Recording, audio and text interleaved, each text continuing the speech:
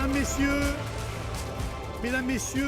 et Messieurs les parlementaires, Mesdames et Messieurs les élus, merci d'être aussi nombreux venus à cette réunion de lancement des municipales qui ne sont que les universités d'été du Rassemblement national pour l'instant. Notre époque est marquée par de vives tensions politiques et sociales. Les divisions sont telles que des lignes rouges sont désormais franchies. Celle de la violence, de l'intimidation, des sabotages. Ces derniers mois encore, nous avons vu des groupes d'extrême gauche tenter d'imposer par la force ce qui devrait relever du débat. Nous devons regarder ce phénomène en face avec lucidité, mais aussi avec gravité. Et je veux insister sur une idée fondamentale. La démocratie n'est pas un régime qui étouffe ou qui écrase. Elle est au contraire un système tolérant, capable d'accueillir les divergences, même les plus radicales, tant qu'elles s'expriment dans le cadre de la loi et du dialogue. La démocratie repose sur un socle fragile mais précieux, la coexistence pacifique d'opinions opposées. Or, quand nos adversaires choisissent la violence, ils menacent directement ce pluralisme. Ils ne contestent pas seulement une idée ou un adversaire, ils contestent le droit même de l'autre à exister politiquement, et on peut voir jusqu'où ces dégâts peuvent aller, comme ce pauvre influenceur américain conservateur, Charlie Kirk, dont je salue la mémoire aujourd'hui.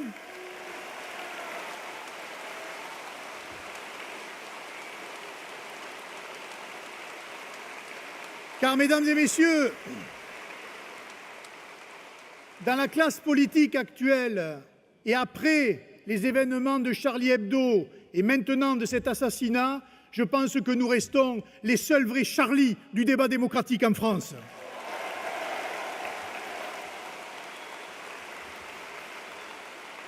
Empêcher une réunion publique, saboter une permanence, intimider des militants, ce n'est pas du militantisme, c'est une négation du débat démocratique. Il faut sanctionner fermement ces violences, car l'État de droit ne peut tolérer l'intimidation physique ou la destruction. Mais cela ne doit pas nous conduire non plus à rejeter en bloc la colère et les revendications sociales justes qui s'expriment et qui peuvent, à l'occasion, nourrir une certaine radicalité. C'est là toute la force de notre modèle. La démocratie tolère la critique, la remise en cause, l'opposition radicale, mais elle fixe une limite nette, celle de la violence politique. Tolérance ne signifie pas faiblesse, elle est au contraire une marque de maturité. Une démocratie qui exclut, qui réduit l'espace de parole, qui refuse l'expression de la critique, perd toute légitimité. Une démocratie qui tolère le pluralisme, y compris celui qui la remet en cause pacifiquement, gagne en solidité. Je veux donc vous parler aux sympathisants, militants et adhérents du Rassemblement national, aux militants pour qu'ils choisissent toujours la voie de l'argument et non celle de la violence. Il faut convaincre par les idées et par le débat, et pas par les armes ou par la violence.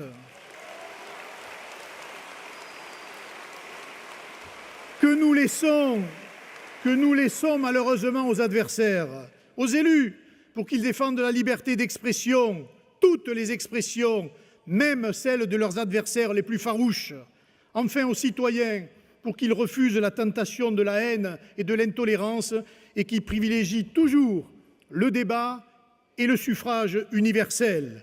Nous devons rappeler que le désaccord n'est pas la guerre, que l'adversaire politique n'est pas un ennemi, il est un partenaire obligé de la démocratie. Sans lui, il n'y a pas de confrontation d'idées. La violence politique d'extrême gauche, aujourd'hui disons-le de gauche, comme toute violence politique, menace l'équilibre démocratique.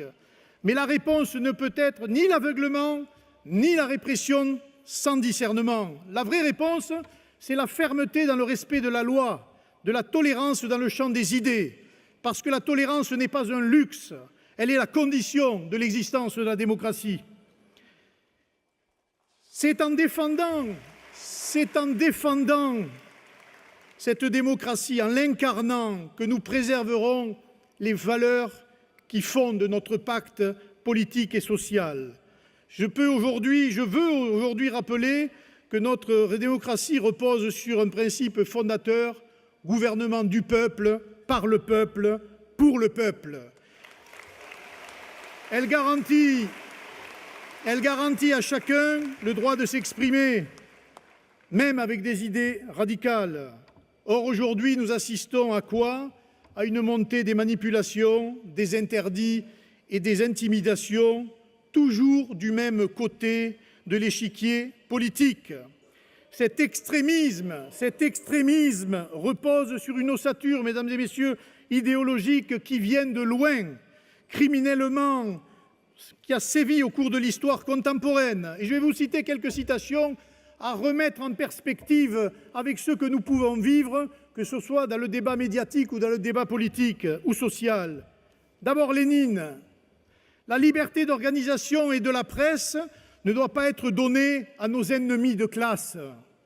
Staline. La dictature du prolétariat ne peut tolérer la liberté pour ses ennemis. Enfin, Mao. La littérature et l'art doivent être des armes au service du peuple et non des outils de liberté individuelle. Et Trotsky rajoutait « Il ne peut être question de liberté pour les ennemis du socialisme ». Eh bien, politique, culture, médias, c'est en réalité la matrice qu'on nous oppose aujourd'hui et c'est par cette matrice-là que l'on tente peu à peu à nous interdire de parler, de nous réunir ou même de débattre. Ce choix...